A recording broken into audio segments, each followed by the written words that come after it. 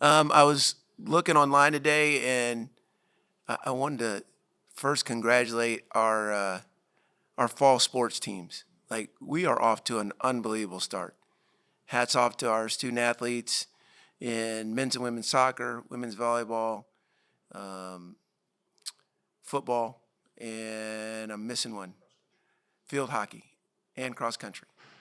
I think we're 36-8, something like that. And I just hope everyone appreciates the era that we're in. Like, if we were at some Power Five, that would be so hyped and so branded. And I think our creative team does such a great job of communicating some humility. But man, it is a great time to be at Liberty, and I'm not just talking about the on-field success, the leadership, the people that we get to do life with. It's exceptional. So, coaches, student athletes, and in Flames Nation, let's keep pursuing excellence and our mission, and do it with a purpose that is unique to this opportunity we get. Coach, a lot of new for you on the court out there today and going into the season in Conference USA. And doing it without Darius McGee, has it sunk in that two's no longer out here? Yeah, it's sunk in. We all miss Darius, more so for who he is as a person, but that's the nature of the beast. Like, we got him for 5 years, which is an unbelievable blessing. But I think our program's one in which that guys, they take advantage of their opportunity when the opportunity presents. And although we have a third of our team is new, I think it's a third. I do think we have enough experience to stay competitive. I like what I've seen out there, and the newness thing. Like, what is this? Our third conference in 6 years? Yeah, I mean, there'll be a learning curve with different coaches and playing styles in the league.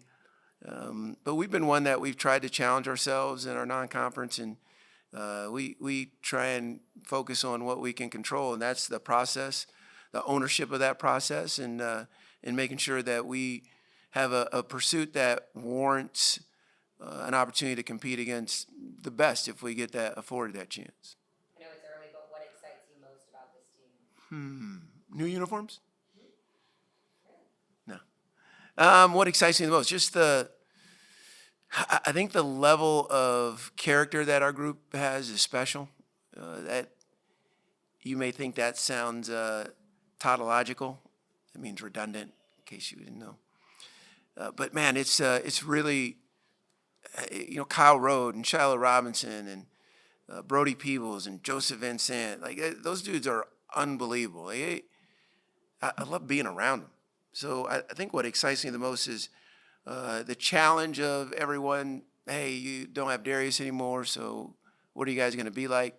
But the opportunity that maybe you'll see a different version of a basketball player that they've been here in the past.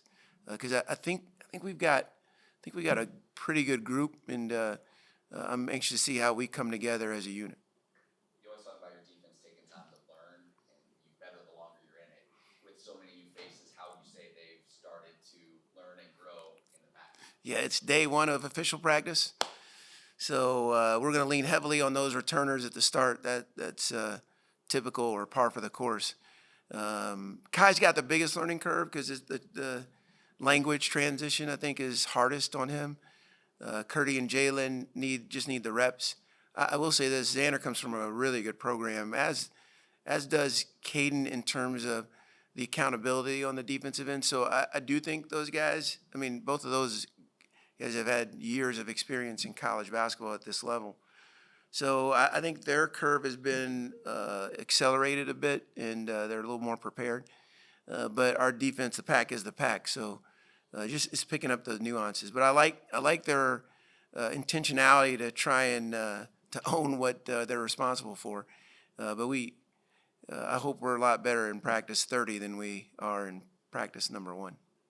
Is there anyone on this team that's really exceeded your expectations, whether they're new or a veteran or a returner? Exceeded my expectations. I think I have the disposition to always to root for the best version of what I think they can be. So I have a pretty high ceiling relative to my expectations. Yet I love the guys' flat out ownership of trying to be who they are in our program. So maybe when a guy's come from another program, i.e. Caden, and they're dependent on his scoring or shooting, him being different in our program and giving us what we need excites me. Xander Yates he's going to be a really good player for us. It's just picking up, what we do every day, and bless you. And that I think that'll be a challenge. And then, man, Kyle Road has gotten way better. He and Colin, Joseph, and Zach Cleveland, all of our returners have improved. So I love the fact that developmental piece they've really paid heed to. You've spoken highly of Kyle and his leadership ability. Yeah. Over his career here and having him back for a fifth season. How much does that just kind of help, establish, maybe or elevate the baseline of what this program is and where this team is on day one of practice? Yeah, I mean, John, you just said it. Like he's such a unicorn. Like you don't get Kyle Road. I don't want to say he's generational, but he is. Like he's got an expectation of himself that is really high, and I think he infects the rest of our program with that same boundary, and I think because he's so selfless, guys respect him. So he certainly accelerates the new guys' transition in our program, but I also think he's got he models for our guys what maybe that extra rep should look like, or that non-social media attention pursuit should be. And I think he's a gifted leader, and anyone that gets to coach him or hire him after here is going to be really blessed by his presence and their family. To build off of John's question, for players like Kyle and like Shiloh and how driven they are, how much do you as a staff point out growth areas? How much is they've been around so long that they've identified growth areas and pursue that on their own? Yeah, fair question. I'd like to think that we make sure we're not just talking at our guys. Like I think any healthy relationship, there is a level of trust that you've created by maybe spending time together. But I think the aforementioned players are very accepting of the truth. At the same time, I always like our guys to be careful of having subjective personalities and hearing 10 things, 9 of them be positive, and you just fixate on the one. Like that's not who we should be. Like we were put on this earth to bring glory to God, and I just don't think you can do that without the right amount of encouragement and affirmation. And so I hope our program is life speakers. And but that being said, too, I want to make sure that we present them with coaching, and that Kyle, Joseph, Shiloh, Brody, they've been exemplary in that two-way communication. Colin and Zach are two freshmen that, especially in Zach's case, at the end of the year, really kind of took a leap, and Colin all season long kind of showcased what he can do. What have you seen out of those guys going into the summer and going into the season as they enter their second year in the program? Yeah, when you get that many minutes as a freshman, it really helps your program. So I think they walk into the season with a level of confidence because they've been through some of the hard, and I think because of their work ethic, they'll have a chance to impact us more.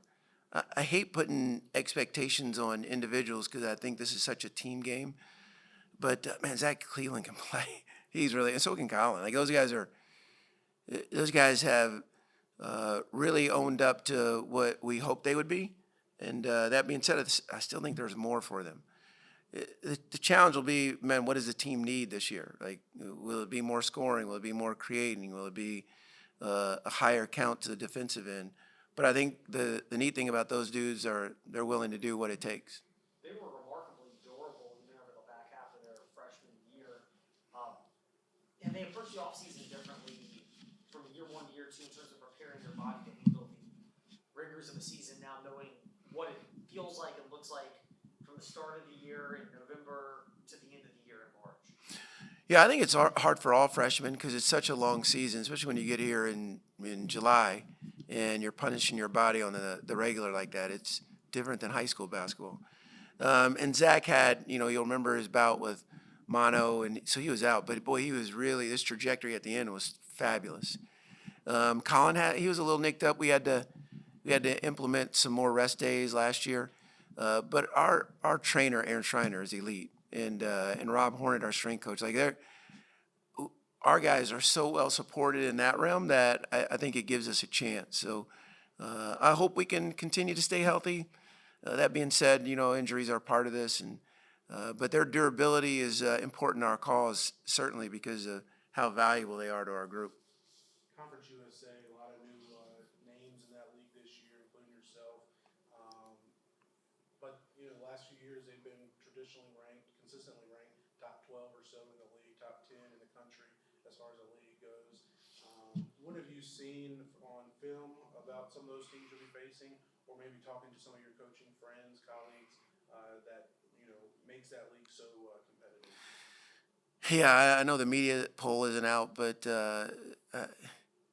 it is a step up, and that's no disrespect to the ASUN. I think there's fabulous coaches and really good players in the ASUN. I just think there's a little more tradition. There's what seems to be a little more length and athleticism, more experience in this league, a little higher level of player. I think La Tech got the Blaucho kid that is a high major chance. I just think it's going to be harder, and I think I don't follow it as closely in the other sports, but talking to Coach Jackson, he said it'll be harder for them, and I just think in men's basketball, the tradition of that league and the commitment that the different institutions have to their men's basketball program is significant.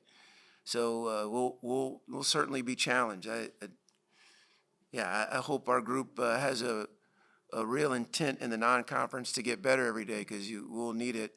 And there's no advantage in the conference tournament. I don't care what you finish in the regular season. You're playing on a neutral floor, so all that home court stuff is taken away, and you've got to be really good, not only during the 3 months of the regular season, but you got to be good in the 3 days if you're fortunate to play them in March.